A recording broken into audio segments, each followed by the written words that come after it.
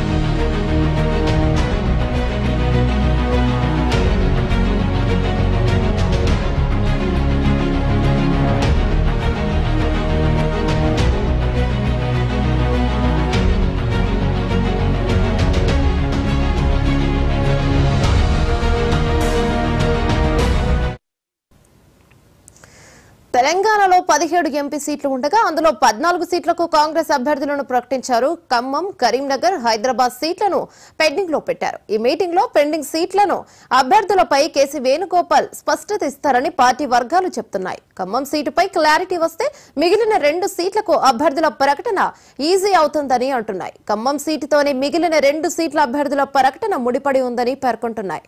ఇక ఖమ్మం సీటుతోనే మిగిలిన 2 సీట్లు కూడా ముడిపడి ఉన్నాయని పేర్కొంటున్నాయి. సామాజిక సమీకరణాల్లో భాగంగానే ఖమ్మంతో మిగిలిన 2 సీట్ల వ్యవహారం పెండింగ్ లో ఉందని చెప్తున్నాయి.